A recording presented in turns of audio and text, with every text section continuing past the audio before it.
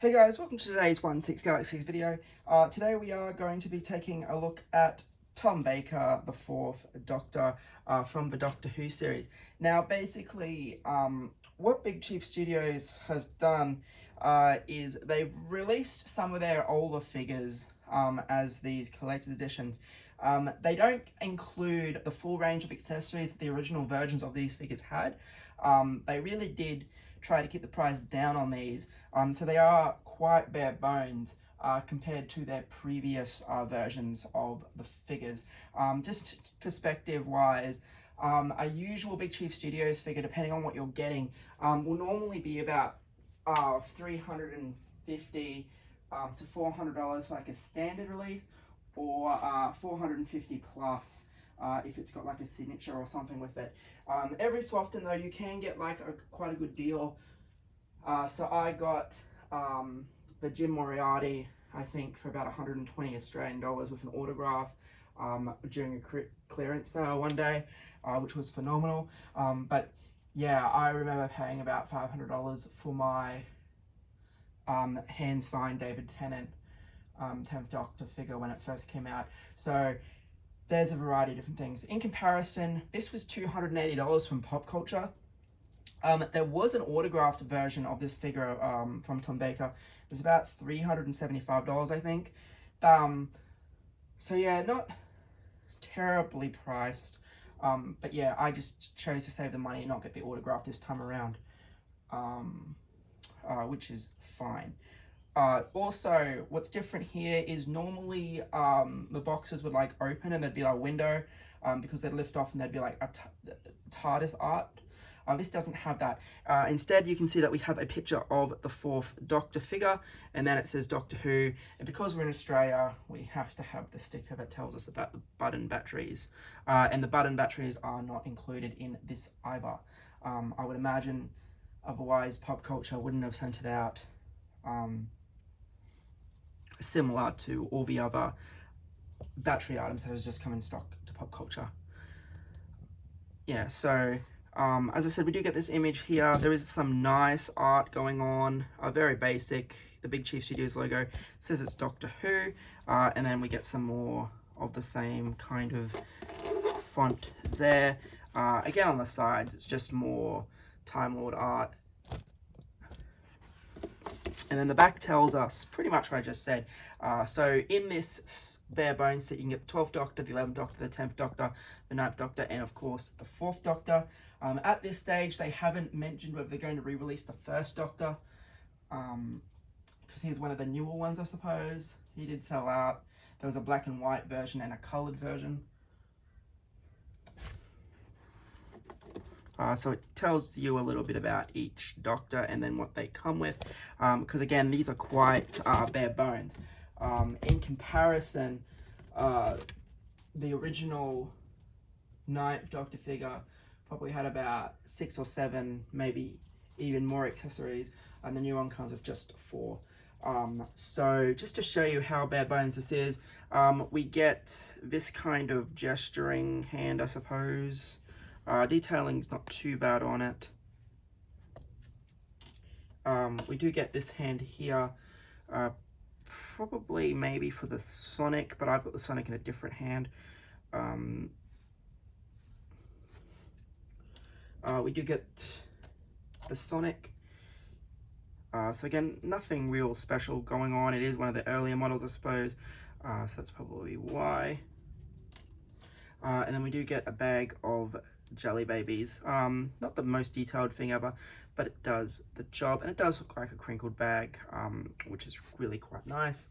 And of course we get the interchangeable hair sculpt. Nothing too nice on the inside, but at least you don't see it, and it is a better hair sculpt than what we usually get with the Thunderbirds and some of their other older figures too. And of course we get the oversized scarf and the display stand. Changing it up again as well, the display stand's silver rather than blue, and it has the BBC logo and just says Doctor Who. A couple of scratches on it, which is a little unfortunate. And again, I can't show the illumination, but apparently this illuminates, and the Gallifrey number 4 is on the display stand, but they didn't provide the batteries for that. Now the second hairpiece does include the hat as well. So I've got that already on the figure. So we'll get him out to take a look at him. The joints are actually quite stiff on this guy, so there's no problems with the joints. There is, however, some rushed stitch work. I'm not too sure if that's because these guys had a short production window, or maybe it's just they were rushed or something, I don't know. So taking a look, the sculpt itself isn't too bad. I definitely would have preferred the original sculpt that had him smiling, as the paint applications from the older figures do have a different method of application than their newer figures. But I mean, it's definitely, you can definitely tell who it is, and the hat looks all right. We'll get to that when we spin it around soon. The eyes are fine. The tie is probably a little bit oversized, in my opinion, but you can see the red jacket. It does have false pockets, so those pockets don't operate, and the buttons do look quite nice. We'll see if that stays open. So on the inside we do have that purpley felt, which again looks quite nice. But you can see what I'm talking about here. You can see where the stitches, this pattern in the stitching is broken. It happens a fair bit on the pants as well, which is a little unfortunate. You can see there where the stitching is just not quite right. That normally doesn't happen. The tailoring on Big Chief Studios figures is normally quite phenomenal. It's just a shame that it happens in a couple of places on this. The shoes look okay too, nothing too special, but they look like they're supposed to. And of course, if we were to put the scarf on,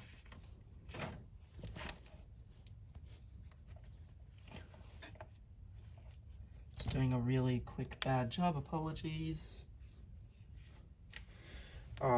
It does go down to the floor like it should. I've been wrapping it around so it doesn't quite drape that far. It probably maybe is a bit too oversized than it needs to be.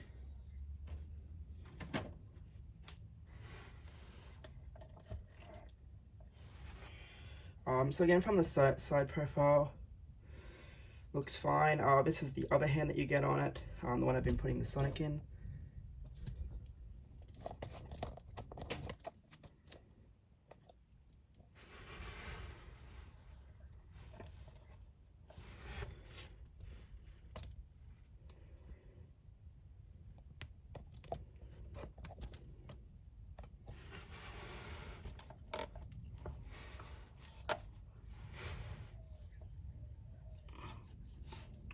And of course the hat from the back.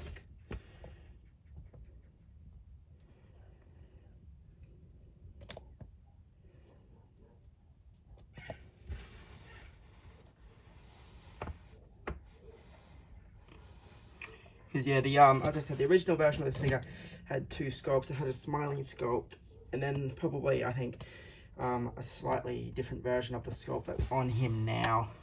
There is a later version coming out that probably has a slightly better sculpt again, but the sculpt that's coming with the next version is him shushing, doing the iconic shush. So I suppose it just depends what type of sculpt you want on him. But I think for the price, considering that I did get, like I said, this came down to $280. I think coming down to $280, it's probably overly not that bad of a figure. I definitely wouldn't have wanted to pay too much more than that. But at least, as I said, you can definitely tell who it is, and it definitely looks like it should. It's just a shame that they did choose to keep these collected re-releases bare bones, because it would have been nice to have gotten that Smiling Sculpt. That's it. I didn't get any of the other re-releases because I have the original release of the 9th, 10th, 12th Doctors anyway, and I bought the newer version of the 11th Doctor, not the re-release, but the version that came out just before that, for the Trenzilla episode. Yeah. But anyway, guys, so this has been a real quick look at the collector edition version of the 4th Doctor from Big Chief Studios. Keep an eye out for other videos, and thank you for watching.